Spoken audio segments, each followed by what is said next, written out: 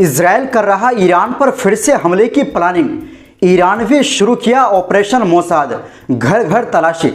अब अचानक IRGC ने तालिबान से मांगी मदद। जानेंगे वो कैसी मदद है, अगली खबर में आपको बताएंगे। गाजा की तबाही पर मिस्र के अल सीसी का बड़ा बयान, खुद को बताया बेगुनाह। 18 वर्षों से लड़ाई रोकने का किया काम, साथ में इजराइल पर लगाया आरोप। इसी के साथ आपको बताएंगे अमेरिका में मिलिट्री बेस पर हमला, और इसी के साथ एक और अहम खबर बताएंगे। लेबनान सरकार का बड़ा कदम, अब नहीं होंगे किसी भी समूह के पास हथियार। हिजबुल्लाह बोले ये गंभीर पाप, इजराइल को रोको हमें नहीं। तो बिना समय गंवाए बात करते हैं खबरों की। दोस्तों, इजराइल ईरान से युद्ध की तैयारी कर रहा है और ईरान की सेना भी जवाब देने की तैयारियों में जुटी है। लेकिन जंग शुरू होने से पहले ही ईरान में लगातार धमाके हो रहे हैं। ईरान जानता है कि इसकी वजह इजरायली खुफिया एजेंसी मोसाद का मजबूत नेटवर्क है। ईरान लाखों कोशिशों के बावजूद मोसाद के नेटवर्क को ख़त्म करने में नाकाम रहा है। अब ईरान ने तालिबान से मदद ली। तालिबान के पास एक ऐसी लिस्ट है जिसमें अफगानिस्तान में काम करने वाले ब्रिटिश जासूसों की जानकारी है। उधर मोसाद के जासूसों को पकड़ने के लिए ईरान पूरी ताकत लगा दी है। घर घर की तलाशी ली जा रही है, लेकिन ईरान अब भी धमाकों से दहल रहा है। ये मोसाद के ताज़ा हमले की तस्वीर है। ईरान के शिराज में IRGC के मिसाइल बेस पर जोरदार धमाका हुआ। आसमान में अचानक कुछ ड्रोन दिखाई दिए और फिर एक ड्रोन मिसाइल बेस से टकरा गया। एयर डिफेंस नाकाम रहा और धमाके के बाद वहां आग लग गई। ये इलाका बैलिस्टिक मिसाइल लॉन्च साइट था, जिसकी सुरक्षा के लिए एयर डिफेंस तैनात था। लेकिन कम ऊंचाई पर उड़ता ड्रोन उसे चकमा देकर टारगेट पर पहुंच गया। दोस्तों, ईरान में मोसाद लगातार अपनी मौजूदगी का सबूत दे रहा है। लगातार हमले हो रहे हैं और ईरान को डर है कि मोसाद का ऑपरेशन ईरान की ताकत के लिए बेहद घातक साबित हो सकता है। अब मोसाद और दूसरे जासूसों को पकड़ने के लिए ईरान ने नया तरीका निकाला है। ईरान ने तालिबान से मदद की मांग की है। ब्रिटिश एजेंसी की लीक लिस्ट की मांग की है। लिस्ट में MI6 और स्पेशल सर्विस स्टाफ की जानकारी है। ये लिस्ट ब्रिटेन की गलती से लीक हो गई थी। ईरान ने तालिबान से लिस्ट की मांग की थी, जिसके जरिए ईरान में मौजूद जासूसों की पहचान की जा सके और पश्चिमी देशों पर दबाव भी बनाया जा सके। दोस्तों, तालिबान के पास जो डेटा है उसमें 100 से अधिक ब्रिटिश जासूसों और 25,000 अफगानों के नाम है, जिन्होंने ब्रिटिश सेना के साथ काम किया था। अब इसी डेटा से ईरान जासूसों की तलाश में जुटेगा। इसके लिए एक समिति भी बना दी गई है। ईरान को लिस्ट तो मिल जाएगी, लेकिन दिक्कत की बात है कि सभी जानकारी कोड में है। यानी ईरान को जासूसों को पकड़ने के लिए उनके कोड नाम से तलाशना होगा। तालिबान की लिस्ट में मोसाद की जानकारी नहीं है। मोसाद के जासूस ब्रिटिश एजेंसी के संपर्क में जरूर हो सकते हैं। ब्रिटिश जासूस के जरिए मोसाद एजेंट को पकड़ने की तैयारी है।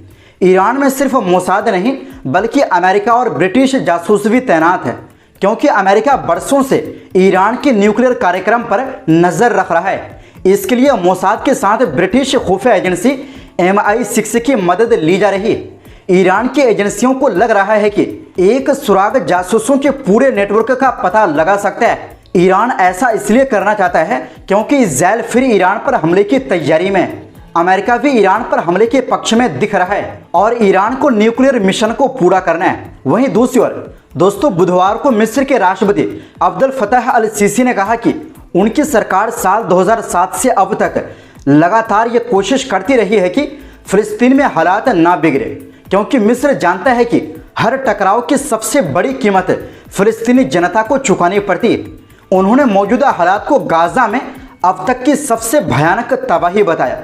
राष्ट्रपति सीसी ने मिस्र की मिलिट्री अकादमी के दौरे के दौरान कहा कि मिस्र लगातार युद्ध रोकने की कोशिश कर रहा है, इंसानी मदद पहुंचा रहा है और कैदियों और बंधकों की रिहाई के लिए काम कर रहा है।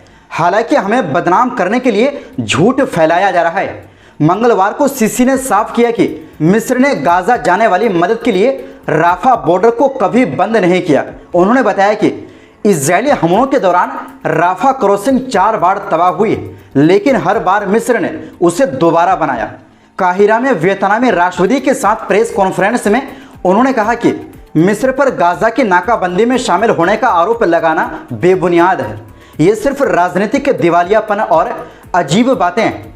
सीसी ने यह भी बताया कि मिस्र की सरजमीन पर 5000 से ज़्यादा ट्रक तैयार खड़े हैं जो गाजा में मदद पहुंचाना चाहते हैं, लेकिन राफा बॉर्डर के फिलिस्तीनी हिस्से पर इस्राएल का कंट्रोल है, वही सब रोक रहा है। उन्होंने दोबारा जोर देते हुए कहा कि मिस्र ने कभी गाजा को भूखा मरने नहीं दिया और ना ही वो किसी तरह की नाकाबंदी में शामिल है। स्थानीय और अंतर्राष्ट्रीय रिपोर्ट के मुताबिक गाजा में इजरायली घेराबंदी और युद्ध के चलते हालात बेहद बुरे हो चुके हैं। खाने और पानी की किल्लत से लोगों की जान जा रही है। अब तक 188 फिलिस्तीनी नागरिक भूख और प्यास से शहीद हो चुके हैं, जिनमें 94 मासूम बच्चे भी शामिल हैं।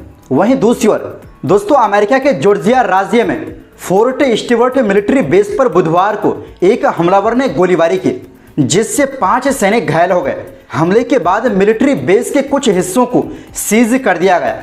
भारतीय समय अनुसार बुधवार रात 8:26 में इस हमले की खबर मिली। सभी घायल सैनिकों का तुरंत मौके पर इलाज किया गया और बाद में उन्हें आगे के इलाज के लिए विन आर्मी कम्युनिटी हॉस्पिटल ले जाया गया। हमलावर को पकड़ लिया गया है। मीडिया रिपोर्ट्स के मुताबिक वो भी सैनिक है। राष्ट्रपति ट्रंप को भी हमले के बारे में जानकारी दी गई। व्हाइट हाउस के प्रवक्ता कैरोलिन लेविट ने एक्स पर लिखा कि सरकार हालात पर नजर बनाए हुए है। जॉर्जिया में 3 स्कूलों में भी लॉकडाउन लगा दिया गया है। मेडिकल हेलीकॉप्टर घटनास्थल पर पहुंच चुके हैं। वहीं दूसरी ओर दोस्तों, लेबनान के शक्तिशाली संगठन हिजबुल्लाह ने बुधवार को सरकार के उस फैसले की कड़ी निंदा की है, जिसमें गैर सरकारी संगठनों यानी जैसे हिजबुल्लाह के पास जो हथियार है उन्हें सरकार के हवाले करने की बात कही गई है। हिजबुल्लाह ने इसे गंभीर पाप यानी बड़ा गुनाह बताया। हिजबुल्लाह ने बयान में कहा कि प्रधानमंत्री नवाफ सलाम की सरकार ने बहुत बड़ी गलती की है।